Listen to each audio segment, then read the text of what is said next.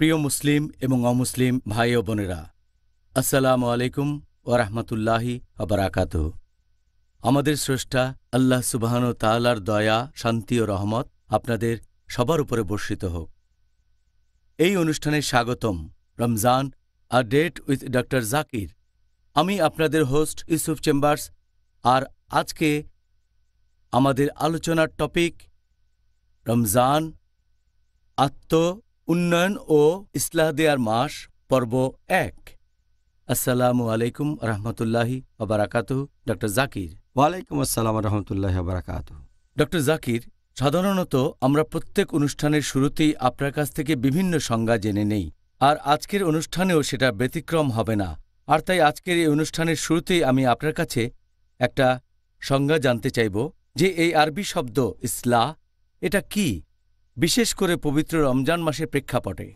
আলহামদুলিল্লাহ ওয়াসসালাতু ওয়াসসালাম আলা রাসূলিল্লাহ ওয়া আলা আলিহি ওয়া সাহবিহি আজমাইন, আম্মা বাদ। আউযু বিল্লাহি মিনাশ শাইতানির রাজীম। বিসমিল্লাহির রহমানির রহিম। রব্বি ইশরাহ লি সাদরি ওয়া ইয়াসসির লি আমরি ওয়াহলুল উকদাতাম মিন লিসানি ইয়াফকাহু কাওলি। আরবি শব্দ ইসলাহ এর মানে শুধরে দেয়া অথবা উন্নতি করা অথবা মেরামত করা। যখনই একজন মুসলিম অন্য মুসলিমকে শুধরে দেয় অথবা তাকে উন্নত করে, সেটাকে বলা হয় ইসলাহ। যেমন ধরেন, একজন মুসলিম কোনো ভুল করছে, হয়তো নামাজ পড়ার সময় বা ইসলাম অনুযায়ী অন্য কোনো কাজে বা যে কোনো কিছু, যদি কেউ তাকে শুধরে দেয়, সেটাকে বলা হয় ইসলাহ। কোরআনে নবী শুআয়বের কথা আছে, সূরা হুদ অধ্যায় নম্বর 11 আয়াত 88। আমার একমাত্র ইচ্ছা তোমাদের উন্নতি সাধন, তোমাদের সংস্কার আমার সাধ্যে যতখানি কুলায়, আর আমি সফল হব যদি আল্লাহ সুবহানাহু ওয়া তাআলা সাহায্য করেন। আমি তার উপরে নির্ভর করি এবং তারই অভিমুখী, আল্লাহর উপর ভরসা করে তারই সাহায্য চাই। এখানে আমরা বুঝতে পারছি শুআয়ব আলাইহিস সালাম ইসলাহ দিয়েছিলেন নিজের সম্প্রদায়কে। এছাড়াও পবিত্র কোরআনে বলা হয়েছে, সূরা নিসা অধ্যায় নম্বর 4 আয়াত নম্বর 114, বলা হয়েছে যে তাদের গোপন পরামর্শে কোনো কল্যাণ নেই, তবে তার কল্যাণ আছে যদি সে নির্দেশ দেয় দান, খয়রাত, সৎ কাজ এবং শান্তি স্থাপনের দুজন মুসলিমের মধ্যে। যদি সে এরকম কোনো কাজ করে তাহলে গোপন করার অনুমতি আছে। কেউ যদি এমন কাজ করে আল্লাহ সুবহানাহু ওয়া তাআলার সন্তুষ্টি লাভের আশায়, সে তাহলে পুরস্কার পাবে, মহাপুরস্কার। এটা বাদে সাধারণত গোপন কথা বেশিরভাগ সময় ভালো না, যদি না সেটা হয় কোনো দান, খয়রাত, সৎ কাজ অথবা দুজন মুসলিমের মধ্যে শান্তি স্থাপন করা। তাহলে আমরা বুঝতে পারছি যে আল্লাহ সুবহানাহু ওয়া তাআলা বলেছেন একজন মুসলিম সবসময় অন্য মুসলিমকে উন্নত করার চেষ্টা করবে, তাকে ইসলাহ দেবে, তাকে শুধরে দেবে। আল্লাহ পবিত্র কোরআনে বলেছেন, সূরা আলে ইমরান অধ্যায় নম্বর 3 আয়াত নম্বর 110, কুনতুম খায়রা উম্মাতিন উখরিজাত লিন-নাস। হে মুসলিম, তোমরা মানবজাতির মধ্যে শ্রেষ্ঠ উম্মত হিসেবে আবির্ভূত হয়েছ। আল্লাহ আমাদের সম্মান দিয়েছেন, আর তিনি মুসলিমদের বলেছেন খায়রা উম্মাহ, শ্রেষ্ঠ উম্মত মানবজাতির মধ্যে আবির্ভূত। আল্লাহ আরো বলেছেন, তা'মুরুনা বিল মারুফি ওয়া তানহাউনা আনিল মুনকার ওয়া তু'মিনুনা বিল্লাহ। তিনি আমাদের শ্রেষ্ঠ উম্মত বলেছেন কারণ আমরা সৎ কাজের নির্দেশ দেব, অসৎ কাজে নিষেধ করব, আল্লাহকে বিশ্বাস করব। যদি সৎ কাজের নির্দেশ না দিই, অসৎ কাজে নিষেধ না করি, তাহলে আমরা খায়রা উম্মাহ বলে ডাকার যোগ্য নই, মুসলিম বলে ডাকার যোগ্য নই। তাহলে প্রত্যেক মুসলিমের দায়িত্ব হচ্ছে আমরা দেব ইসলাহ আর দাওয়া, সেই মুসলিমকে আরো উন্নত করার চেষ্টা করব। একটা হাদিস আছে আমাদের নবী সাল্লাল্লাহু আলাইহি সাল্লামের, এটার উল্লেখ আছে সহিহ মুসলিমে খণ্ড নম্বর 1 বুক অব ফেইথ হাদিস নম্বর 79। আমাদের নবী মুহাম্মদ সাল্লাল্লাহু আলাইহি ওয়াসাল্লাম বলেছেন, যদি মুসলিমের মধ্যে একজনও এমন কাজ হতে দেখে যেটা খুবই ঘৃণ্য, কোনো একটা খারাপ কাজ, তাহলে সে তার হাত দিয়ে থামাবে। যদি হাত দিয়ে থামানোর সামর্থ্য না থাকে তাহলে তার মুখ দিয়ে থামাবে। যদি মুখ দিয়ে থামানোর সামর্থ্য না থাকে তাহলে সে অন্ততপক্ষে মনে মনে ঘৃণা করবে, মনে মনে অভিশাপ দেবে। এটা করলে সে হবে একেবারে নিচু স্তরের মুসলিম। যদি মনে মনে ঘৃণা করেন, মনে মনে অভিশাপ দেন, তাহলে আপনি একেবারে নিচু স্তরের মুমিন। এ কারণে ইসলাম একজন মুসলিমের জীবনে খুবই গুরুত্বপূর্ণ একটা অংশ। জাযাকাল্লাহ খায়ের ডক্টর জাকির। এবারে আমাদের আজকের টপিক অবশ্যই এটা রমজান মাস, তাই প্রসঙ্গটাও রমজান। এই পবিত্র রমজান মাসকে কেন আত্ম উন্নয়ন আর ইসলাহ দেওয়ার জন্য বেছে নেওয়া হয়েছে? রমজান হচ্ছে আত্ম উন্নয়ন এবং ইসলাহ দেওয়ার সবচেয়ে সেরা মাস, কারণ আল্লাহ পবিত্রকরণে বলেছেন সূরা বাকারা অধ্যায় নম্বর 2 আয়াত 183, या अय्युहल्लज़ीना आमनू হে মুমিনগণ, कुतिबा अलैकुमुस सियाम তোমাদের জন্য রোজার বিধান দেওয়া হয়েছে कमा कुतिबा अलल्लज़ीना मिन कब्लिकुम যেমন বিধান দেওয়া হয়েছিল তোমাদের পূর্ববর্তীগণকে, लअल्लकुम तत्तकून যাতে তোমরা শিখতে পারো আত্মসংযম। যদি রোজা রাখেন প্রধান উদ্দেশ্য সেটা হচ্ছে আত্মসংযম, তাকওয়া, ন্যায়নিষ্ঠতা, ধার্মিকতা, আল্লাহকে মেনে চলা। এ ব্যাপারে আমি আগেও বলেছি যে মনোবিজ্ঞানীরা বলবেন যদি ক্ষুধাকে নিয়ন্ত্রণ করতে পারেন তাহলে প্রায় সবগুলো আকাঙ্ক্ষাকে নিয়ন্ত্রণ করতে পারবেন। তাহলে রমজান মাসে আমরা যখন রোজা রাখি ইনশাআল্লাহ আমাদের যেসব সীমাবদ্ধতা আছে সেগুলোকে নিয়ন্ত্রণ করতে পারবো, কারণ ক্ষুধাকে নিয়ন্ত্রণ করতে বললে সব আকাঙ্ক্ষাকে নিয়ন্ত্রণ করা যাবে। যেসব আকাঙ্ক্ষা ইসলাম থেকে দূরে বা আল্লাহ এবং রাসূলের নির্দেশ থেকে দূরে নিয়ে যায় এটাই সেরা সুযোগ। আর তাই রমজান হল আত্ম উন্নয়ন এবং ইসলাহ দেয়ার মাস। একইভাবে যখন ইসলাহ দিচ্ছেন, অন্য মুসলিমকে শুধরে দিচ্ছেন, সেও হয়তো রোজা, সেটা হচ্ছে তার নিজেকে উন্নত করার শ্রেষ্ঠ সময়, নিজেকে শুধরানোর শ্রেষ্ঠ সময়। এছাড়াও আমাদের নবী মুহাম্মদ সাল্লাল্লাহু আলাইহি ওয়াসাল্লাম বলেছেন, এটা আছে মুসনাদ আহমদে খণ্ড নম্বর 2 পৃষ্ঠা নম্বর 230 হাদিস নাম্বার 7148, আমাদের প্রিয় নবী বলেছেন যে এই পবিত্র রমজান হচ্ছে সেই মাস যে মাসে বেহেশতের দরজা খোলা থাকে, দোজখের দরজা বন্ধ থাকে, আর শয়তান থাকে শেকলে বাঁধা। শয়তান যখন শেকলে বাঁধা তখন আপনার বিপথে যাওয়ার সম্ভাবনা কম, আপনি সরল পথে থাকবেন সে সম্ভাবনাই বেশি। শয়তান কম প্ররোচনা দেবে। আর এ কারণেই রমজান হলো শ্রেষ্ঠ মাস সারা বছরের মধ্যে যখন ইসলাহ দিতে পারবেন। এ সময় নিজেকে উন্নত করতে পারেন দুটোই। এই সময়টাতে শয়তান তাকে কম প্ররোচিত করবে, আর যেহেতু তখন বেহেশতের দরজা খোলা থাকে, ভালো জিনিসের দিকে আপনাকে আহ্বান করবে, দোজখের দরজা তখন বন্ধ থাকে, তাহলে আপনি পাপ কাজ থেকে দূরে থাকতে পারবেন। এই হাদিসটাই ছাড়াও আছে সুন্নাহ আল নিসাইতে বুক অব ফাস্টিং হাদিস নাম্বার 2106, যে পবিত্র রমজান মাসে বেহেশতের দরজা খোলা থাকে, দোজখের দরজা বন্ধ থাকে, আর শয়তান থাকে শেকলে বাঁধা। এই কথাটা আবারও আছে সহিহ বুখারীতে খণ্ড নম্বর 2 বুক অব ফাস্টিং হাদিস নাম্বার 1901। আমাদের প্রিয় নবী বলেছেন যে যদি কেউ পবিত্র রমজান মাসে রোজা রাখে ঈমানের সাথে আর আল্লাহ তাআলার সন্তুষ্টি লাভের আশায়, তার অতীতের সব গুনাহ ক্ষমা করা হবে। তাহলে চিন্তা করেন, এটাই আমাদের সেরা সুযোগ। হয়তো একজন পাপী মানুষ হয়তো অনেক ভুল করেছে, আর সে যদি পুরো রমজান মাস রোজা থাকে তার অতীতের সব গুনাহ ক্ষমা করা হবে। সে অন্তত সরল পথে আসার চিন্তা করুক। তা না হলে যে অনেক পাপ করেছে সে হয়তো বলবে, ও আমি তো অনেক পাপ করেছি, আমার বেহেশতে যাওয়ার কোনো সম্ভাবনাই নেই, কিভাবে যাব, কিভাবে সরল পথে আসব। এই রমজান মাসে তার অতীতের সব গুনাহ ক্ষমা করা হতে পারে, সে নতুন করে জীবন শুরু করতে পারে। তাই আত্ম উন্নয়ন ও ইসলাহ দেওয়ার জন্য এটাই সবচেয়ে সেরা সময়, সব মুসলিমের জন্যই সেরা সময়। তাহলে ডক্টর জাকির, আপনি সুন্দরভাবে ব্যাখ্যা দিলেন যে রমজান মাস আসলে 30 দিনের একটা ট্রেনিং, আর এই সময়টাতে আমরা ভালো কিছু অভ্যাস আয়ত্ত করতে পারি, বদঅভ্যাস থাকলে সেগুলো বাদ দিতে পারি। আমি আল্লাহ তাআলার কাছে দোয়া করছি আমরা যেন এই সুযোগটা কাজে লাগাতে পারি, আর আমরা যেন ভালো কাজ করে যেতে পারি আল্লাহ সুবহানাহু ওয়া তাআলার খাতিরে, ইনশাআল্লাহ, আমিন। এখন আপনি কি আমাদের এটা ব্যাখ্যা করে বলবেন যে বড় গুনাহ বা গুরুতর পাপ জিনিসটা আসলে কি?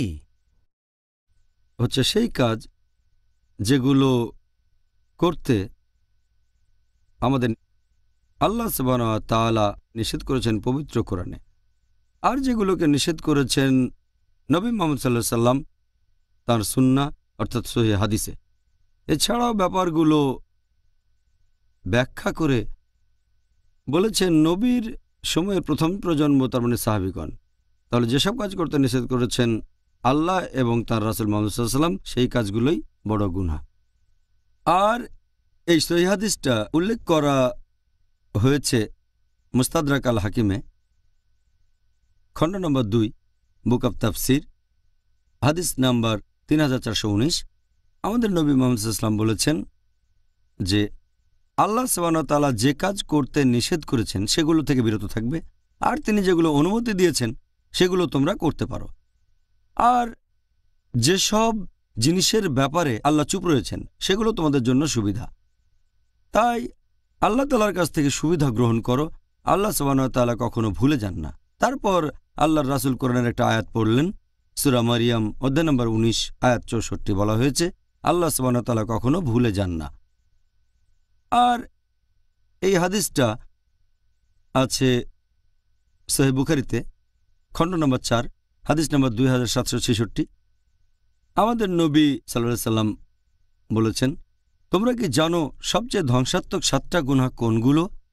তারপর নবী বললেন, এগুলো ১ নম্বর, অন্য কাউকে আল্লাহ তাআলার সাথে শরীক করা, তার মানে ইবাদত করা আল্লাহ তাআলা ব্যতীত অন্য কাউকে।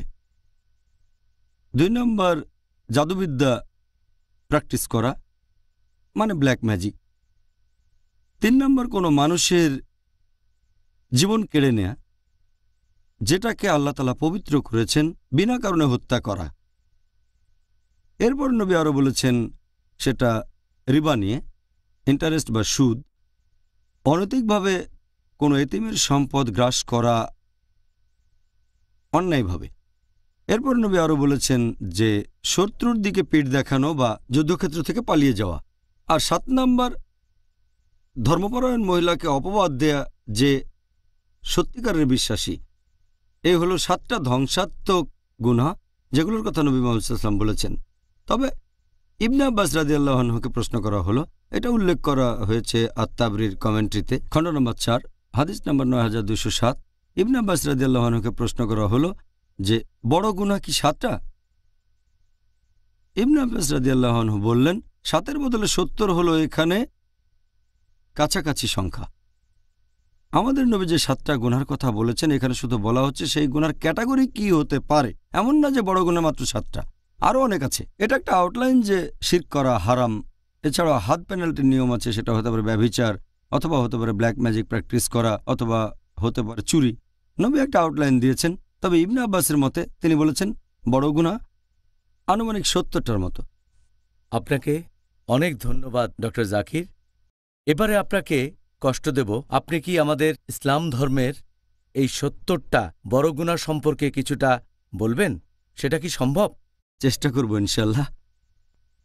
একথাটা আগে বলেছি যে ইবনে আব্বাস বর্ণিত হাদিস অনুযায়ী এটা আছে আত-তাবরীতে, খণ্ড নম্বর ৪, হাদিস নাম্বার ৯২০৭। ইবনে আব্বাস রাদিয়াল্লাহু আনহুকে প্রশ্ন করা হলো, বড় গুনাহ কি ৭টা? তিনি বললেন যে ৭-এর বদলে ৭০ এখানে কাছাকাছি সংখ্যা। ইমাম আয-যাহাবী রাদিয়াল্লাহু আনহু একটা বই লিখেছেন আল কাবাইর, বড় গুনাহ, আর এখানে ৭০টা বড় গুনার লিস্ট করেছেন কোরআন হাদিসের ভিত্তিতে যতটুকু তিনি বুঝেছেন। পবিত্র কোরআনের কোনো আয়াত বলছে না যে এই ৭০টা বড় গুনাহ। এমন কোনো সহিহ হাদিসও নেই যেখানে ৭০টা বড় গুনার কথা বলা হয়েছে। তবে ইমাম আয-যাহাবী রাদিয়াল্লাহু আনহু যতখানি বুঝেছেন সেভাবে তালিকাটা তৈরি করেছেন কোরআন হাদিসের ভিত্তিতে ৭০টা বড় গুনাহ। তিনি এটা যেভাবে বুঝেছেন। কিছু মানুষ এটা মানে, আবার কেউ মানে না, সেটা আলাদা ব্যাপার। তবে যেহেতু ইবনে আব্বাস রাদিয়াল্লাহু আনহু বলেছেন বড় গুনাহ ৭০টা, ইমাম আয-যাহাবী আল্লাহ তাকে দয়া করুন, তিনি তার মত অনুযায়ী ৭০টা বড় গুনাহর তালিকা তৈরি করেছেন। সেগুলো হচ্ছে, ওনার মতে ১ নাম্বার হচ্ছে আল্লাহর সাথে অন্য কাউকে শরীক করা, আল্লাহ সুবহানাহু ওয়া তাআলা ব্যতীত অন্য কারো ইবাদত করা, মানে উপাসনা করা। ২ নাম্বার নরহত্যা। ৩ নাম্বার হচ্ছে জাদুবিদ্যা প্র্যাকটিস করা, মানে ব্ল্যাক ম্যাজিক। ৪ নাম্বার নামাজ না পড়া। ৫ নাম্বার যে লোকের সম্পদ নিসাব লেভেলের উপর, সে যদি জাকাত না দিয়ে থাকে অথবা সম্পদ নিসাব লেভেলে। ৬ নাম্বার উপযুক্ত কারণ ছাড়া কেউ যদি রমজান মাসে রোজা না থাকে। ৭ নাম্বার যদি কোনো লোক হজ পালন না করে সামর্থ্য থাকা সত্ত্বেও, যদি আর্থিক সামর্থ্য থাকে, শারীরিক সামর্থ্য থাকে, তারপরে হজ পালন না করে থাকে, সেটা ৭ নম্বর গুনাহ। ৮ নম্বর বড় গুনাহ হলো বাবা মাকে অমান্য করা। ৯ নম্বর আত্মীয় স্বজনকে ত্যাগ করা। ১০ নম্বর বড় গুনাহ হচ্ছে ব্যভিচার ও অবাধ্য নাচার। ১১ নম্বর হচ্ছে হোমোসেক্স বা সমকামিতা। ১২ নম্বর হচ্ছে রিবা নেয়া। রিবা নেয়া অথবা রিবা দেয়া অর্থাৎ ইন্টারেস্ট বা সুদ। যদি কেউ রিবা নেয় অথবা দেয়, এটা একটা বড় গুনাহ। 13 নম্বর অনৈতিকভাবে কোনো এতিমের সম্পদ গ্রাস করা। 14 নম্বর আল্লাহ তার রাসূলের নামে মিথ্যে কথা বলা। 15 নম্বর হচ্ছে শত্রুর দিকে পিঠ দেখানো বা যুদ্ধক্ষেত্র ছেড়ে পালিয়ে যাওয়া যদি শত্রুপক্ষ থাকে। 16 নম্বর হচ্ছে যে নেতা তার গোত্রের মানুষদের সাথে প্রতারণা বা অবিচার করে। 17 নম্বর হচ্ছে অহংকারী আর উদ্ধত হওয়া। 18 নম্বর মিথ্যে সাক্ষ্য দেয়া। 19 নম্বর হচ্ছে মাদকদ্রব্য গ্রহণ করা, যেমন ওয়াইন, অ্যালকোহল, মাদকদ্রব্য ইত্যাদি যে কোনো খামার অর্থাৎ মাদকদ্রব্য। 20 নম্বর জুয়া খেলা। নাম্বার 21 হচ্ছে ধর্মপরায়ণ মহিলাকে অপবাদ দেয়া। 22 নম্বর হচ্ছে গনিমতের মাল থেকে কিছু চুরি করা। 23 নম্বর হলো চুরি করা। 24 নম্বর হচ্ছে রাস্তায় ডাকাতি। 25 নম্বর কোনো মিথ্যে শপথ নেয়া। 26 নম্বর হলো অত্যাচার করা। 27 নম্বর হচ্ছে অনৈতিক আয়। 28 নম্বর হচ্ছে অন্যায়ভাবে গ্রাস করা কোনো সম্পদ উপভোগ করা। 29 নম্বর হচ্ছে আত্মহত্যা। 30 নম্বর হচ্ছে বারবার মিথ্যে বলা। 31 নম্বর হচ্ছে ভুল বিচার করা। 32 নম্বর হচ্ছে ঘুষ দেয়া অথবা ঘুষ নেয়া। 33 নম্বর হচ্ছে কোনো মহিলা পুরুষকে নকল করছে বা কোনো পুরুষ মহিলাকে নকল করছে। 34 নম্বর হচ্ছে যদি একজন পুরুষ কোনো ব্যভিচারী স্ত্রীর স্বামী হয়ে থাকে। 35 নম্বর হচ্ছে তালাকপ্রাপ্ত কোনো মহিলাকে বিয়ে করা যাতে ওই মহিলার আগের স্বামী তাকে বিয়ে করতে পারে। 36 নম্বর হচ্ছে নিজের প্রস্রাবের ব্যাপারে সাবধান না থাকা, খেয়াল রাখবেন এটা যেন শরীরে কোথাও না পড়ে ইত্যাদি, নিজের প্রস্রাব সম্পর্কে সচেতন না থাকা। 37 নম্বর হচ্ছে জাহির করা। 38 নম্বর হচ্ছে ধর্মের ব্যাপারে জ্ঞান আহরণ করা ইহকালের কোনো উদ্দেশ্যে আর সেই জ্ঞান লুকিয়ে রাখা। 39 নম্বর হচ্ছে বিশ্বাসঘাতকতা। 40 নম্বর হচ্ছে সাহায্যের প্রতিদান না দেয়া। 41 নম্বর হচ্ছে আল্লাহর বিধান অস্বীকার করা। 42 নম্বর হচ্ছে অন্য কোনো মানুষের ব্যক্তিগত আলাপের কথাবার্তা শোনা। 43 নম্বর গল্প চালু করা। 44 নম্বর অভিশাপ দেয়া। 45 নম্বর কোনো চুক্তি ভঙ্গ করা। 46 নম্বর হচ্ছে হাত গণনা বা জ্যোতিষশাস্ত্রে বিশ্বাস করা। 47 নম্বর হচ্ছে যে মহিলা তার স্বামীর সাথে দুর্ব্যবহার করে থাকে। 48 নম্বর হচ্ছে মূর্তি তৈরি করা অথবা পেইন্টিং করা। 49 নম্বর বিলাপ করা অথবা নিজের জামাকাপড় ছিঁড়ে ফেলা বা এরকম কোনো কিছু যখন সে কোনো রকম বিপর্যয়ের মধ্যে পড়ে। 50 নম্বর অন্যদের সাথে অবিচার করা। 51 নম্বর বল প্রয়োগ করা নিজের স্ত্রী অথবা কোনো দাস অথবা কোনো গরিব লোক বা পশু পাখির উপরে। 52 নম্বর প্রতিবেশীর মনে কষ্ট দেয়া। 53 নম্বর মুসলিমদের নামে কুৎসা অপবাদ রটানো। 54 নম্বর মানুষকে অপমান করা আর তাদের সাথে উদ্ধত ব্যবহার করা। 55 নম্বর বড় গুনাহ ইমাম আজ-যাহাবির মতামত অনুযায়ী হচ্ছে পায়ের গোড়ালির নিচে পোশাক পরা গর্বের সাথে। 56 নম্বর পুরুষদের জন্য স্বর্ণ অথবা রৌপ্যের কোনো জিনিস। 57 নম্বর হচ্ছে যে দাস মালিকের কাছ থেকে পালাচ্ছে। 58 নম্বর এমন কোনো পশু জবাই করা যেটা আল্লাহ ব্যতীত অন্য কারো নামে উৎসর্গ হচ্ছে। 59 নম্বর হচ্ছে কোনো লোককে কারো বাবা বলা যাদের মধ্যে আসলে কোনো সম্পর্কই নেই, সম্পর্ক না থাকলে।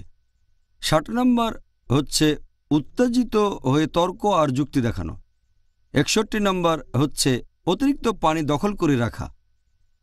62 নম্বর হচ্ছে ওজন আর আকারে একটু ছোট করা। 63 নম্বর হলো আল্লাহর প্ল্যানের বাইরে নিজেকে নিরাপদ ভাবা। 64 নম্বর আল্লাহর ন্যায়নিষ্ঠ বন্ধুগণের নামে অপবাদ দেয়া। 65 নম্বর হচ্ছে জামাতে নামাজ না পড়া, যুক্তিসঙ্গত কারণ ছাড়া একা একা নামাজ পড়া। 66 নম্বর হচ্ছে নিয়মিতভাবে জুমার নামাজ মিস করা কোনো রকম যুক্তি ছাড়াই। 67 নম্বর উইলের মাধ্যমে ওয়ারিসের পাওয়া সম্পত্তি জবরদখল করা। 68 প্রতারণা আর ফন্দি করা। 69 মুসলিমদের বিরুদ্ধে শত্রুর হয়ে গুপ্তচরের কাজ করা। আর 70 নম্বর বড় গুনাহ সেটা হচ্ছে যে নবীর সাহাবীগণের নামে অপবাদ আর কুৎসা রটানো। তাহলে এই হচ্ছে 70টা বড় গুনাহ যেগুলো তালিকা করেছেন ইমাম আজ-জাহাবি তার লেখা বই আল কাবাইর, তার মানে বড় গুনাহ, এটার ভিত্তিতে যে হাদিস সেটার বর্ণনা দিয়েছেন ইবনে আব্বাস রাদিয়াল্লাহু আনহু যে বড় গুনাহ ৭০টা। এই তালিকাটা উনি বলেছেন, যেখানে কোরআন এবং হাদিসের ব্যাখ্যা করেছেন তিনি। কিছু বিশেষজ্ঞ এটার সাথে একমত যে বড় গুনাহ কি মোট ৭০টা নাকি ১৭টা নাকি ৩৫ নাকি ৭০। অনেক বিশেষজ্ঞ এটার সাথে একমত নন যে কিছু কাজ বড় গুনাহ না, হওয়া উচিত ছোট গুনাহ। অনেকে বলেন এটা হয়তো কোনো গুনাহই না, বিশেষজ্ঞগণ একমত না। তবে সামগ্রিকভাবে ইমাম আজ-জাহাবি, মাশাআল্লাহ, আল্লাহ তাকে শান্তিতে রাখুন, বিখ্যাত বিশেষজ্ঞ, তিনি বড় গুনাহর এই তালিকাটা তৈরি করেছেন। তবে এটা নিয়ে মতভেদ আছে। ও জাযাকাল্লাহ খায়ের ডক্টর জাকির, আপনি পরীক্ষায় ১০০-র মধ্যে ৯৫ পেয়েছেন। ডক্টর জাকির, আমাদের দর্শকরা এতক্ষণ আপনার মুখে ৭০টা বড় গুনাহের কথা শুনলেন।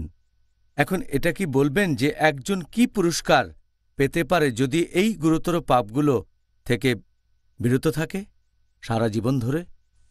আল্লাহ পবিত্র কোরআনে বলেছেন, সূরা নিসা অধ্যায় নম্বর ৪ আয়াত নম্বর ৩১, যে যদি তোমাদেরকে যা নিষিদ্ধ করা হয়েছে তার মধ্যে যা গুরুতর সেগুলো থেকে বিরত থাকো, তাহলে আল্লাহ সুবহানাহু ওয়া তাআলা তোমাদের লঘুতর পাপগুলো মোচন করে দেবেন এবং সম্মানজনক স্থানে তোমাদের দাখিল করবেন। তার মানে যদি বড় গুনাহ থেকে বিরত থাকেন, আল্লাহ সুবহানাহু ওয়া তাআলা আপনার ছোট ছোট পাপগুলো সব মুছে দেবেন। তার মানে আপনাকে বেহেশতে জায়গা দেবেন। আল্লাহ এটা আবার বলেছেন সূরা শুরা অধ্যায় নম্বর ৪২ আয়াত নম্বর ৩৭। আল্লাহ বলেছেন যে যদি তোমরা বিরত থাকো গুরুতর পাপ ও অশ্লীল কাজ থেকে, এবং তারা যখন কারো উপর রেগে যায় কিন্তু তারপরও ক্ষমা করে, এখানে বলা হচ্ছে তাদের কথা যারা বেহেশতে যাবেন। এরপর পবিত্র কোরআনে আছে সূরা নাজম অধ্যায় নম্বর ৫৩ আয়াত নম্বর ৩২, যদি তুমি বিরত থাকো গুরুতর পাপ থেকে, বড় গুনাহ থেকে ও অশ্লীল কার্যকলাপ থেকে, আর যদি তখন ছোটখাটো অপরাধ করো, ছোট গুনাহ, নিশ্চয়ই আল্লাহ সুবহানাহু ওয়া তাআলা পরম দয়ালু ও ক্ষমাশীল। তার মানে যদি আপনি বড় গুনাহ থেকে বিরত থাকেন আর তারপরও যদি ছোটখাটো অপরাধ করে ফেলেন, ইনশাআল্লাহ আল্লাহ আপনাকে ক্ষমা করবেন, আপনি বেহেশতে যেতে পারবেন। একটা হাদিস মুহাম্মদ সাল্লাল্লাহু আলাইহি ওয়াসাল্লামের, এটা আছে সহিহ মুসলিমে খণ্ড নম্বর ১ হাদিস নম্বর ৪৫০, বলা হয়েছে যে দিনের ৫ ওয়াক্ত নামাজ আর এক শুক্রবারের নামাজ থেকে পরের শুক্রবারের নামাজ আর এক রমজান থেকে পরের রমজান, এ সময় আপনি পাপ থেকে মুক্ত হতে পারেন যদি এই সময় কোনো গুরুতর পাপ না করেন। তার মানে যদি বড় গুনাহ থেকে বিরত থাকেন আর দিনে ৫ ওয়াক্ত নামাজ পড়লেন, এক শুক্রবার থেকে পরের শুক্রবারের নামাজ, এক রমজান থেকে পরের রমজান, আপনার সব গুনাহ ক্ষমা করা হবে যদি আপনি বড় গুনাহ থেকে বিরত থাকেন। যদি বড় গুনাহ থেকে বিরত থাকেন, ইনশাআল্লাহ আপনি বেহেশতে যেতে পারবেন। মাশাআল্লাহ, তাহলে তো বিরত থাকার ভালো কারণ পাওয়া গেল। এখন আমাদের অনুষ্ঠানের বাকি সময়টাতে আর পরের পর্বগুলোতেও ইনশাআল্লাহ আমরা চেষ্টা করব কিছু গুরুতর পাপ নিয়ে আলোচনা করতে। যদিও ৭০টার সবগুলো আলোচনা করার সময় আমরা এখানে পাব না, আরও চেষ্টা করব এই পাপগুলো থেকে বিরত থাকার কিছু পথ বাতলে দিতে। এখন আপনি কি বলবেন যে এই গুরুতর পাপগুলোর মধ্যে সবচাইতে মারাত্মক গুনাহ কোনটা? ১ নম্বর বড় গুনাহ, সবচেয়ে মারাত্মক সব গুনার মধ্যে, সেটা হচ্ছে আল্লাহ তাআলার সাথে অন্য কাউকে শরীক করা, মানে শিরক। আল্লাহ পবিত্র কোরআনে বলেছেন সূরা নিসা অধ্যায় নম্বর ৪ আয়াত নম্বর ৪৮, আল্লাহ সুবহানাহু ওয়া তাআলা তার সাথে অন্য কাউকে শরীক করা কখনোই ক্ষমা করবেন না। এটা ব্যতীত তিনি চাইলে যাকে ইচ্ছা ক্ষমা করতে পারেন। আল্লাহ কথাটা আবারও বলেছেন সূরা নিসা অধ্যায় নম্বর ৪ আয়াত নম্বর ১১৬, আল্লাহ সুবহানাহু ওয়া তাআলা নিশ্চয়ই তার সাথে অন্য কাউকে শরীক করা কখনোই ক্ষমা করবেন না। এটা ব্যতীত অন্য যে কোনো কিছু চাইলে ক্ষমা করতে পারেন। কেউ যদি আল্লাহ তাআলার পাশাপাশি অন্য কারো ইবাদত করে, সে ভীষণভাবে পথভ্রষ্ট হয়। আর অনেক সহিহ হাদিসে এই কথা বলা হয়েছে যে সবচেয়ে গুরুতর যে পাপ সেটা হচ্ছে শিরক।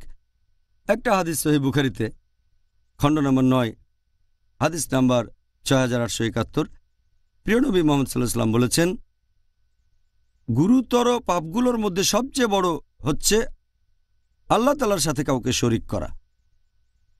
এ কথাটা আরও অনেক সহিহ হাদিসে উল্লেখ করা হয়েছে, যেমন সহিহ বুখারী খণ্ড নম্বর ৩ হাদিস নাম্বার ২৬৫৪। আমাদের নবী সাহাবীগণকে বললেন, তোমরা কি জানো গুরুতর পাপগুলোর মধ্যে সবচেয়ে বড় গুনাহ কোনটা? সাহাবীগণ উত্তরে বললেন যে আল্লাহ রাসূলই সবচেয়ে ভালো জানেন।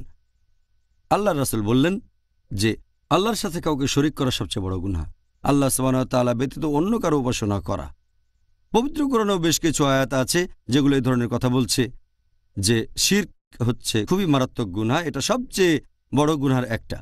আল্লাহ বলেছেন সূরা মাইদা অধ্যায় নম্বর 5 আয়াত নম্বর 72, ইন্না মান ইউশরিক বিল্লাহ কেউ আল্লাহর সাথে অন্য কাউকে শরীক করলে ফাকাদ হারামা আল্লাহু আলাইহিল জান্নাহ আল্লাহ তার জন্য বেহেশত নিষিদ্ধ করবেন, জান্নাত তার জন্য নিষিদ্ধ, ওয়া মাওয়াহুন নার ওয়া মা লিযালিমিন আনসার, এবং তার বাসস্থান হবে দোজখ, আর পরকালে তার জন্য কোনো সাহায্যকারী থাকবে না। আল্লাহ বলেছেন সূরা লুকমান অধ্যায় নম্বর 31 আয়াত নম্বর 13, আল্লাহ সুবহানাহু ওয়া তাআলার সাথে অন্য কাউকে শরীক করো না, আল্লাহর সাথে অন্য কাউকে শরীক করো না আল্লাহ ব্যতীত। যদি কেউ নকল ঈশ্বরের উপাসনা করে, এটা হচ্ছে গুরুতর পাপগুলোর মধ্যে সবচেয়ে বড়। তার মানে সবচেয়ে বড় পাপ ইসলাম ধর্মে সেটা শিরক, আল্লাহ সুবহানাহু ওয়া তাআলার সাথে অন্য কাউকে শরীক করা। আল্লাহ রাসূল আরও বলেছেন সহিহ মুসলিম খণ্ড নম্বর 4 হাদিস নম্বর 7114, নবী মুহাম্মদ সাল্লাল্লাহু আলাইহি ওয়াসাল্লাম বলেছেন যে আল্লাহ সুবহানাহু ওয়া তাআলা বলেছেন, আমি একাই হলাম স্বয়ং সম্পূর্ণ, আমার কোনো সাহায্যকারীর প্রয়োজন নেই। যদি কেউ কোনো কাজ করে অন্য কারো জন্য আর পাশাপাশি আমার জন্য, আমি সেটা ত্যাগ করি, কারণ সে অন্য কাউকে শরীক করেছে এখানে, তাহলে আল্লাহ সুবহানাহু ওয়া তাআলার কোনো রকম শরীকের প্রয়োজন নেই, তিনি একাই স্বয়ংসম্পূর্ণ। সেজন্য শিরক ইসলামে সবচেয়ে বড় গুনাহ। জাযাকাল্লাহ খায়ের, সুন্দর বলেছেন ডক্টর জাকির। আর আমরা এটা আশেপাশে দেখতে পাই যে এই গুরুতর পাপটা পৃথিবী জুড়ে করে বেড়াচ্ছে বিভিন্ন অমুসলিম সম্প্রদায়ের লোকজন। এখন আমরা মুসলিমরা কি এই পাপ থেকে মুক্ত, নাকি মুসলিমদের মধ্যেও অনেকেই পাপ করে? দুর্ভাগ্যজনকভাবে অমুসলিমদের পাশাপাশি অনেক মুসলিমও আছে যারা শিরক করে থাকে। গুরুতর পাপের মধ্যে যেটা সবচেয়ে মারাত্মক গুনাহ। আর অনেক সময় অনেক মুসলিম আল্লাহ তাআলাকে বাদ দিয়ে তারা অন্য কাউকে রাখতে থাকে, আল্লাহকে বাদ দিয়ে অন্য কারো কাছে সাহায্য চায়। তারা আল্লাহ তাআলাকে বাদ দিয়ে অন্য কারোর জন্য ইবাদত করে, তারা অন্য কিছুর সাহায্য চায় আল্লাহ তাআলা ব্যতীত। আর আল্লাহ কোরআনে স্পষ্ট করে বলেছেন এ ধরনের কাজ থেকে সম্পূর্ণ বিরত থাকতে হবে। আল্লাহ বলেছেন সূরা ফাতিহা অধ্যায় নম্বর 1 আয়াত নম্বর 5, ইয়াকা নাবুদু ওয়া ইয়াকা নাস্তাইন, আমরা শুধু তোমার ইবাদত করি আর তোমারই সাহায্য চাই। পবিত্র কোরআনে সূরা গাফির অধ্যায় নম্বর 40 আয়াত নম্বর 60, আমাকে ডাকো আমি তোমাদের ডাকে সাড়া দেব। আল্লাহ বলেছেন সূরা ইসরা অধ্যায় নম্বর 17 আয়াত নম্বর 23, প্রতিপালক নির্দেশ দিয়েছেন তিনি ব্যতীত অন্য কারো ইবাদত করো না। এরপর পবিত্র কোরআনে সূরা আরফ অধ্যায় নম্বর 7 আয়াত নম্বর 194, আল্লাহ সুবহানাহু ওয়া তাআলা ব্যতীত তোমরা যাদের উপাসনা করো তারা তো তোমাদের মতোই আল্লাহর বান্দা। তার মানে তারা খুবই সাধারণ, তারাও আল্লাহ তাআলার বান্দা, যেমন আমরা আল্লাহর বান্দা। তারা আল্লাহকে বাদ দিয়ে যাদের ইবাদত করে তারাও আল্লাহ তাআলার বান্দা। পবিত্র কোরআনের অনেক আয়াতে আমাদের নির্দেশ দেওয়া হয়েছে যে আমরা আল্লাহ তাআলা ব্যতীত অন্য কারো কাছে সাহায্য চাইব না অথবা কখনো ইবাদত করব না। আল্লাহ বলেছেন সূরা আহকাফ অধ্যায় নম্বর 46 আয়াত নম্বর 5, নিশ্চয়ই সেই ব্যক্তি বিভ্রান্ত যে আল্লাহ সুবহানাহু ওয়া তাআলার পরিবর্তে এমন কিছুকে ডাকে যা কিয়ামতের দিন পর্যন্ত সাড়া দিতে পারবে না, এছাড়া তারা সেই প্রার্থনা সম্পর্কে অবহিত নয়। আল্লাহ বলেছেন সূরা হজ অধ্যায় নম্বর 22 আয়াত নম্বর 73, তোমরা অন্য যাদের উপাসনা করো বা ইবাদত করো আল্লাহ সুবহানাহু ওয়া তাআলা ব্যতীত, যদি তারা সবাই একত্রিত হয় তারপরও তারা একটা মাছিও সৃষ্টি করতে পারবে না। মানুষকে সৃষ্টি করে সাহায্য করা তো পরের কথা, তারা একটা মাছিও সৃষ্টি করতে পারবে না।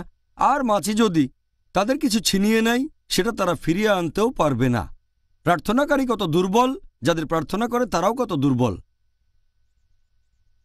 আল্লাহর রাসূল বলেছেন, এটা আছে সহিহ বুখারীতে খণ্ড নম্বর 6 হাদিস নম্বর 4497, আল্লাহর রাসূল বলেছেন যদি কেউ আল্লাহ ব্যতীত অন্য কারো ইবাদত করতে করতে মারা যায় আর মৃত্যুর আগে তওবা না করে তাহলে তাকে অবশ্যই দোজখের আগুনে পুড়তে হবে, সে দোজখে যাবে একেবারে নিশ্চিত। তাহলে যদি কেউ শিরক করে আর মুশরিক অবস্থায় মারা যায় সে দোজখের আগুনে পুড়বে।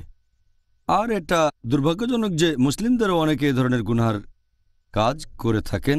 এছাড়া আরেকটা কাজও শিরকের মধ্যে পড়ে, সেটা যদি কোনো পশুকে হত্যা করা হয় আল্লাহ ব্যতীত অন্য কারো নাম নিয়ে, এটাও আসলে পরোক্ষভাবে শিরক। আর অনেক মুসলিম দুর্ভাগ্যজনকভাবে এই ধরনের কাজ করে থাকে, যেটা আসলে শিরক।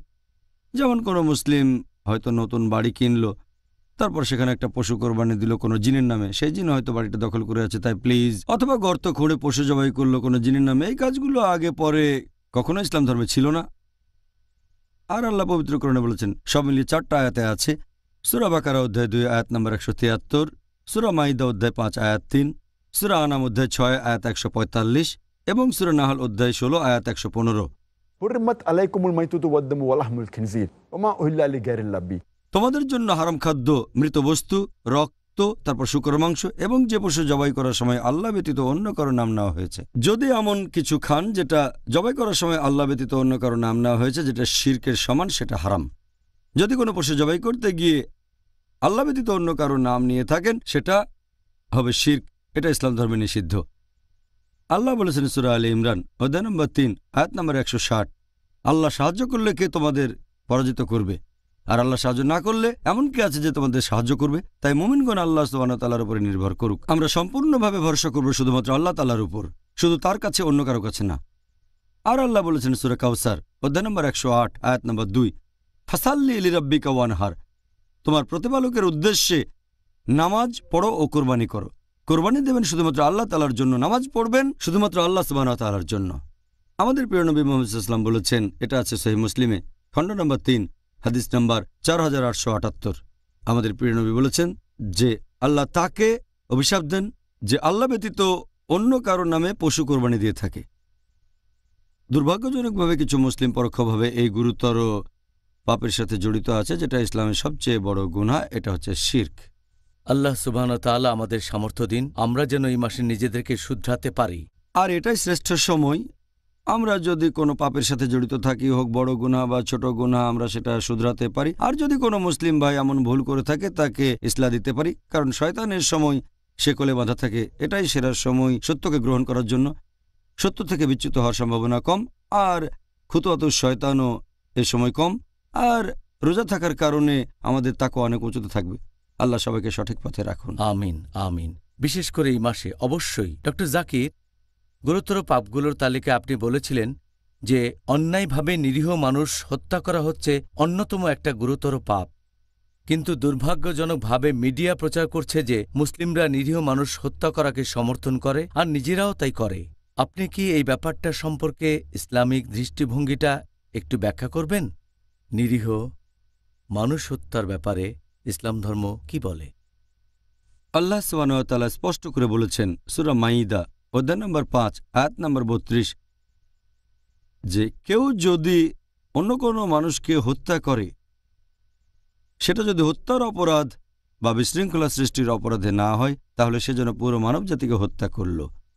কোরআন একেবারে স্পষ্ট বলছে, যদি কোনো মানুষ, হোক মুসলিম বা অমুসলিম, অন্য কোনো মানুষকে হত্যা করে, হোক মুসলিম বা অমুসলিম, সেটা যদি হত্যার অপরাধ বা বিশৃঙ্খলা সৃষ্টির অপরাধে না হয়, তাহলে সে যেন পুরো মানব জাতিকেই হত্যা করল। তাহলে কোনো নিরীহ মানুষকে হত্যা করা, এটা ইসলাম ধর্মে নিষিদ্ধ।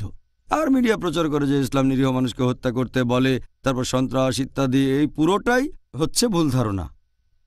আর বেশিরভাগ ধর্মই একথা বলে যে নিরীহ মানুষকে হত্যা করা ঠিক না। তবে ইসলাম ধর্ম আরও এক ধাপ এগিয়ে। এই আয়াতে আরও বলা হয়েছে সূরা মাইদা অধ্যায় নম্বর 5 আয়াত নম্বর 32, এখানে বলা হয়েছে, যদি কেউ কোনো মানুষের জীবন বাঁচায়, তাহলে সে যেন বাঁচালো পুরো মানব জাতিকে। তার মানে যদি একজনের জীবন বাঁচান, হোক মুসলিম বা অমুসলিম, তাহলে যেন পুরো মানব জাতিকেই বাঁচালেন। তাহলে ইসলাম শুধুমাত্র নিরীহ মানুষ হত্যা করাকে নিন্দা করে না, অন্য মানুষের জীবন বাঁচাতে উৎসাহিত করে। আল্লাহ আরও বলেছেন সূরা আনাম অধ্যায় নম্বর 6 আয়াত নম্বর 151, কারো জীবন কেড়ে নিও না যেটাকে আল্লাহ তাআলা করেছেন পবিত্র, যদি না সেটা সঠিক আর আইনসম্মত হয়। তার মানে আপনি যদি কাউকে হত্যা করেন, নিরীহ মানুষকে, নিরীহ মানুষদের মারতে পারবেন না। তারপরও কেউ যদি মানুষ খুন করে থাকে, তখন ব্যাপারটা নিশ্চয়ই এরকম না যে লোকজন তার উপর প্রতিশোধ নেবে। এমন না যে লোকটাকে ধরে তারা মেরে ফেলবে, আমরা দেব তাকে আইনের কাছে। দেশটা ইসলামিক হলে বিচার হবে ইসলামিক আদালতে, বিচার করবেন কাজী, এবং এই কাজী সেখানে রায় দেবেন। মৃত্যুদণ্ড পাওনা হলে তাকে তাই দেওয়া হবে। এমন না যে মুসলিমরা তাদের নিজের হাতে আইন তুলে নেবে। তারা যাবে ইসলামিক আদালতে, দেশটা যদি ইসলামিক হয়, অথবা সে দেশের আদালতে। আর সাধারণভাবে এটা আগেও বলেছি যে নিরীহ কোনো মানুষকে হত্যা করা ইসলাম ধর্মে নিষিদ্ধ। আর এই একই কথা বলেছেন আমাদের নবী মুহাম্মদ সাল্লাল্লাহু সাল্লাম। এটা আছে সহিহ বুখারীতে, খণ্ড নম্বর 9, হাদিস নাম্বার 6871। নবী বলেছেন, গুরুতর পাপের মধ্যে সবচেয়ে বড় 1 নম্বর আল্লাহ তাআলা ব্যতীত অন্য কারো ইবাদত করা, 2 নম্বর নিরীহ কোনো মানুষকে হত্যা করা, নিরীহ মানুষের জীবন কেড়ে নেওয়া। তাহলে সাধারণ অবস্থায় কোনো মানুষকে হত্যা করব না, হোক মুসলিম বা অমুসলিম। কোরআনে আরও কিছু আয়াত একেবারে নির্দিষ্ট করে বলছে যে আমরা মুসলিমদেরও হত্যা করব না।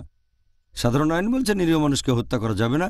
কিছু আয়াত বলছে যে তোমরা মুসলিমদের হত্যা করো না।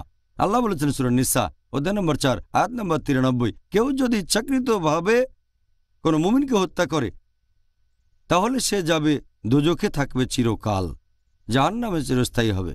আল্লাহর অভিশাপ ও ক্রোধ তার উপরে পড়বে, তার জন্য রয়েছে ভয়ঙ্কর শাস্তি। তাহলে কোনো মুসলিমকে হত্যা করা যদি উপযুক্ত কারণ না থাকে, যেমন হত্যার অপরাধ বা বিশৃঙ্খলা না হলে হত্যা করা নিষিদ্ধ। এছাড়া একটা হাদিস আছে নবী মুহাম্মদ সাল্লাল্লাহু আলাইহি সাল্লামের, এটা আছে সহিহ বুখারীতে, খণ্ড নম্বর 1, বুক অব ফেইথ, হাদিস নম্বর 31। প্রিয় নবী মুহাম্মদ সাল্লাল্লাহু আলাইহি সাল্লাম বলেছেন, যদি দুজন বিশ্বাসী নিজেদের মধ্যে লড়াই করে হাতে তরবারি নিয়ে, আর যদি একজন আরেকজনকে হত্যা করে, দুজনেই খুনি আর খুন হওয়া ব্যক্তি দুজনেই দোজখে যাবে। এক সাহাবা তখন বললেন, এটা না হয় বুঝলাম যে খুনি সে দোজখে যাবে, কিন্তু খুন হওয়া মুসলিম কেন দোজখে যাবে? তখন নবী বললেন যে খুন হওয়া ব্যক্তিও একজন বিশ্বাসীকে হত্যা করতে চেয়েছিল, আর এ কারণেই তারা দোজখে যাবে। আরও একটা হাদিস আছে সহিহ বুখারীতে, খণ্ড নম্বর 9, হাদিস নম্বর 6862। আমাদের নবী বলেছেন যে একজন বিশ্বাসী সবসময় মুক্ত অবস্থায় থাকে যদি না সে অনৈতিকভাবে কোনো মানুষের জীবন কেড়ে নেয়। তার মানে অন্যায়ভাবে কোনো মানুষকে হত্যা করা, হোক মুসলিম বা অমুসলিম, এটা ইসলামে নিষিদ্ধ, একটা নিন্দনীয় কাজ। এটা খুব মারাত্মক রকমের বড় গুনাহ, 70টা বড় গুনার তালিকা এটা আছে 2 নম্বরে। আল্লাহ রক্ষা করুন আমরা যেন কখনো এই পাপটা না করি, ইনশাআল্লাহ। এবারে আপনি কি আমাদের দর্শকদের উদ্দেশ্যে এটা বলবেন যে জাদুবিদ্যা চর্চা করা, যেটাকে বলা হয় ব্ল্যাক ম্যাজিক, এটা নিষিদ্ধ কেন, আর ইসলামে এটি গুরুতর পাপ কেন? ইসলাম ধর্মে ব্ল্যাক ম্যাজিক হচ্ছে কুফরি, এটা কুফরি ইসলামে, আর এটাকে বলা হয়েছে গুরুতর পাপগুলোর মধ্যে একটা। এটা সহিহ বুখারীতে, খণ্ড নম্বর 4, হাদিস নাম্বার 2766। আমাদের প্রিয় নবী বলেছেন যে 7টা সবচেয়ে মারাত্মক গুনাহ হলো, প্রথম আল্লাহ ব্যতীত অন্যের উপাসনা করা, তার মানে শিরক। 2 নম্বর হচ্ছে নরহত্যা। 3 নম্বর হচ্ছে প্র্যাকটিস করা ব্ল্যাক ম্যাজিক, জাদুবিদ্যা। তাহলে আল্লাহর রাসূল মুহাম্মদ সাল্লাল্লাহু আলাইহি সাল্লাম তিনি নিজেই বলেছেন যে এই ব্ল্যাক ম্যাজিক বা জাদুবিদ্যা চর্চা করা ইসলাম ধর্মে পুরোপুরি নিষিদ্ধ। আর আল্লাহ পবিত্র কোরআনে বলেছেন সূরা বাকারা অধ্যায় নম্বর 2 আয়াত নম্বর 102 যে এই শিক্ষা তাদের ক্ষতি সাধন করবে আর এতে করে তাদের কোনো উপকার হবে না। এই ব্ল্যাক ম্যাজিক শুধু ক্ষতিই ডেকে আনে, এতে করে কারোরই কোনো লাভ হয় না। এরপর পবিত্র কোরআনে সূরা তাহা অধ্যায় নম্বর 20 আয়াত নম্বর 64 বলা হয়েছে যে এই সব জাদুকরেরা তাদের যত দক্ষতায় থাকুক কখনোই সফল হতে পারবে না, কখনোই সফল হবে না, সে তাদের যতই দক্ষতা থাকুক। এছাড়া পবিত্র কোরআনে সূরা বাকারা অধ্যায় নম্বর 2 আয়াত নম্বর 102 যে সুলাইমান আলাইহিস সালাম কুফরি করেননি, বরং শয়তানরা তারাই সেখানে কুফরি করেছিল, কারণ তারা জাদুবিদ্যা প্র্যাকটিস করত। আর অন্যান্য জিনিস যেগুলো পাঠানো হয়েছিল ব্যাবিলন শহরে 2 ফেরেশতার কাছে, হারুত ও মারুত, তবে এই 2 ফেরেশতা তারা কখনোই কুফরি করেনি, কখনোই অবিশ্বাস করেনি, তারা কখনো জাদুবিদ্যা প্র্যাকটিস করেনি, বরং সবসময় মানুষকে বলতেন আমরা এখানে এসেছি পরীক্ষার স্বরূপ, এটা পরীক্ষা, তাই তোমরা অবিশ্বাস করো না। এবং জাদুবিদ্যা প্র্যাকটিস করো না। তাহলে জাদুবিদ্যা ইসলাম অনুযায়ী এটা কুফরি। আর কোনো লোক জাদুবিদ্যা প্র্যাকটিস করলে তার শাস্তি হবে মৃত্যুদণ্ড। দুর্ভাগ্যজনকভাবে অনেক মুসলিম জাদুবিদ্যা প্র্যাকটিস করে। অনেক মুসলিম আবার এমন লোকের কাছেও যায় যে জাদুবিদ্যার সাহায্যে কারো প্রতিহিংসাকে বাস্তবায়িত করবে। জাদু দিয়ে শত্রুর ক্ষতি, এটা ইসলামে পুরোপুরি হারাম, পুরোপুরি নিষিদ্ধ। দুর্ভাগ্যজনকভাবে কিছু মুসলিম তাদের উপর জাদু করা হলে তারা কোনো জাদুকরের কাছে যায়, সেই জাদু থেকে বাঁচার জন্য জাদুকরকে অনুরোধ করে। এখানে আপনি সাহায্য চাইবেন আল্লাহ সুবহানাহু ওয়া তাআলার কাছে। আর আল্লাহ সুবহানাহু ওয়া তাআলা অবতীর্ণ করেছেন মুআজ্জাতিন, কোরআনের শেষ দুটো সূরা, অধ্যায় নম্বর 113 মানে সূরা ফালাক, এরপর অধ্যায় নম্বর 114 সূরা নাস। কুল আউযু বিরাব্বিল ফালাক, আমি আশ্রয় চাচ্ছি উষার স্রষ্টার কাছে। কুল আউযু বিরাব্বিন নাস, আমি আশ্রয় চাচ্ছি মানুষের প্রতিপালকের কাছে। এছাড়াও সূরা ফালাকে আরও আছে যে আশ্রয় চাচ্ছি তাদের কাছ থেকে যারা জাদুবিদ্যা করে। তারপর সূরা নাস অধ্যায় 114, যারা কুমন্ত্রণা দেয় মানুষের অন্তরে। এই সূরা দুটো নাজিল করা হয়েছে বিশেষ করে এই জাদুবিদ্যা বা ব্ল্যাক ম্যাজিকের বিরুদ্ধে রক্ষা কবচ হিসেবে। তাহলে জাদুবিদ্যা বা ব্ল্যাক ম্যাজিক ইসলাম অনুযায়ী গুরুতর পাপগুলোর মধ্যে একটা, আর প্রত্যক্ষ বা পরোক্ষভাবে জাদুবিদ্যার সাথে জড়িত হওয়া নিষিদ্ধ। জাযাকাল্লাহ। ডক্টর জাকির, এবার আপনার কাছে অনুষ্ঠানের শেষ প্রশ্ন। বাবা মাকে সম্মান করার ব্যাপারে ইসলাম ধর্ম আমাদের কি বলছে? এটা আগেই বলেছি, বাবা মাকে সম্মান না করা এটা 8 নম্বরে সেই 70টা গুরুতর পাপের তালিকায় যেটা করেছেন ইমাম আয-যাহাবী। বাবা মাকে অসম্মান করা একটা গুরুতর পাপ। সেজন্য পবিত্র কোরআনে অনেক আয়াত আছে আর সহিহ হাদিস যেখানে বাবা মার প্রতি সম্মান দেখানোকে যথেষ্ট গুরুত্ব দেওয়া হয়েছে। আল্লাহ পবিত্র কোরআনে বলেছেন সূরা ইসরা অধ্যায় নম্বর 17 আয়াত নম্বর 23 ও 24, আল্লাহ বলেছেন যে তোমাদের নির্দেশ দিয়েছি আল্লাহ ব্যতীত কারো উপাসনা করবে না, আর বাবা মার সাথে সদ্ব্যবহার করো। যদি তাদের একজন বা দুজনই বার্ধক্যে উপনীত হয়, তাদের কোনোরকম ধমক দিয়ে কথা বলো না, উপশব্দটাও করো না। তাদের সম্মান করে কথা বলবে। তাদেরকে মমতার ডানা দিয়ে তুমি ঢেকে রাখো। প্রভুর কাছে দোয়া করো, তাদের দয়া করো যেভাবে তারা আমাকে লালন পালন করেছেন। তার মানে বাবা মার যদি বয়স হয়ে যায়, একজন বা দুজন তাদেরকে উপশব্দটাও বলতে পারবেন না। এছাড়াও পবিত্র কোরআনে বলা হয়েছে সূরা আনাম অধ্যায় নম্বর 6 আয়াত নম্বর 151 যে আল্লাহ বলেছেন বাবা মার প্রতি সদ্ব্যবহার করো। আর আল্লাহ কোরআনে অনেকগুলো আয়াতে বলেছেন বিশেষ করে মা। আল্লাহ বলেছেন সূরা নিসা অধ্যায় নম্বর 4 আয়াত নম্বর 1 তোমাকে ধারণ করা গর্ভকে শ্রদ্ধা করো। আল্লাহ বলেছেন সূরা লুকমান অধ্যায় 31 আয়াত নম্বর 14 আমি মানুষকে তার পিতামাতার প্রতি সদাচরণের নির্দেশ দিয়েছি। অনেক কষ্ট সহ্য করে মা সন্তানকে গর্ভে ধারণ করে আর 2 বছরে তা দুধ ছাড়ানো হয়। আল্লাহ বলছেন সূরা আহকাফ অধ্যায় নম্বর 46 আয়াত নম্বর 15 আমি মানুষকে নির্দেশ দিয়েছি পিতামাতার প্রতি সদ্ব্যবহার করতে। কষ্ট নিয়ে মা সন্তানকে ধারণ করে আর কষ্টের সাথে প্রসব করে। এখানে আল্লাহ বলেছেন বাবা মাকে সম্মান করো, বিশেষ করে মাকে। এছাড়াও অনেক হাদিস বলছে মাকে সম্মান করো। এটা আছে সহিহ বুখারীতে খণ্ড নম্বর 8 বুক অব আদাব, বুক অব ম্যানার্স অধ্যায় নম্বর 2 হাদিস নাম্বার 5971। এক লোক নবী সাল্লাল্লাহু আলাইহি সাল্লামের কাছে এসে প্রশ্ন করল, এই পৃথিবীতে কাকে সবচেয়ে বেশি সাহচর্য দেব? নবী বললেন তোমার মাকে। লোকটা বলল এরপর কাকে? নবী আবার বললেন তোমার মাকে। লোকটা প্রশ্ন করল এরপর কাকে দেব? নবী আবারও বললেন তৃতীয়বার তোমার মাকে। লোকটা প্রশ্ন করল এরপর কাকে দেব? তখন নবী বললেন তোমার বাবাকে। তার মানে 75% বা 4 ভাগের 3 ভাগ সাহচর্য পাচ্ছে মা, আর 25% বা 4 ভাগের 1 ভাগ বাবা। এক কথায় মা পাচ্ছে গোল্ড মেডেল, সে পাচ্ছে সিলভার মেডেল, এছাড়াও পাচ্ছে ব্রোঞ্জ মেডেল, আর বাবাকে শুধু সান্ত্বনা পুরস্কার নিয়ে সন্তুষ্ট থাকতে হচ্ছে। এই হলো ইসলামের শিক্ষা। বাবা মাকে সম্মান দেখানোর কথা যদি বলেন, আর মা পাচ্ছে 3 গুণ বেশি সাহচর্য, বাবার তুলনায় 3 গুণ বেশি সাহচর্য পাচ্ছে। এছাড়া আরও একটা হাদিস আছে সহিহ বুখারীতে খণ্ড নম্বর 4 হাদিস নাম্বার 3004। এক লোক নবীর কাছে আসলো, তারপর সে নবীর কাছে জিহাদে যাওয়ার অনুমতি চাইল আল্লাহ তাআলার খাতিরে লড়াই করা যুদ্ধক্ষেত্রে। নবী তাকে বললেন তোমার বাবা মা আছেন? সে বলল হ্যাঁ। নবী বললেন যাও তোমার বাবা মাকে এখন সেবা করো। এখানে বলা হচ্ছে যে বাবা মার সেবা করা, মা বাবার প্রতি দায়িত্ব পালন করা, এটার গুরুত্ব জিহাদ করার চেয়েও বেশি, আল্লাহ তাআলার খাতিরে লড়াই করার চেয়েও বেশি। যদি বাবা মার প্রয়োজন হয় তাদের সেবা করা জিহাদ করার চেয়েও গুরুত্বপূর্ণ, অর্থাৎ আল্লাহ সুবহানাহু ওয়া তাআলার খাতিরে যুদ্ধ করা। একই কথা আছে সহিহ বুখারীতে খণ্ড নম্বর 8 বুক অব আদাব হাদিস নাম্বার 5970। এক লোক প্রশ্ন করল যে কোন কাজটা আল্লাহ তাআলার কাছে সবচেয়ে প্রিয়। নবী তখন বললেন যে 5 ওয়াক্ত নামাজ আদায় করা যত তাড়াতাড়ি সম্ভব। লোকটা বলল, এরপর কোন কাজটা আল্লাহর কাছে সবচেয়ে প্রিয়? নবী বললেন, বাবা মার প্রতি দায়িত্বশীল হওয়া। লোকটা বলল, এরপর কোন কাজটা? নবী বললেন, আল্লাহ তাআলার পথে লড়াই করা, জিহাদ করা। তাহলে আমরা বুঝতে পারছি যে প্রতিদিন সময় মতো 5 ওয়াক্ত সালাত আদায় করা যত তাড়াতাড়ি সম্ভব। এরপরে আল্লাহ পছন্দ করেন যদি আমরা বাবা মার প্রতি দায়িত্ববান হই, বাবা মাকে সম্মান করা, তাদের কথা মেনে চলা। এরপর হচ্ছে জিহাদ, আল্লাহর খাতিরে লড়াই করা। এটা আছে মুসনাদ আহমদে, হাদিস নাম্বার 5372। নবী বলেছেন, 3 ধরনের মানুষ কখনো বেহেশতে যেতে পারবে না।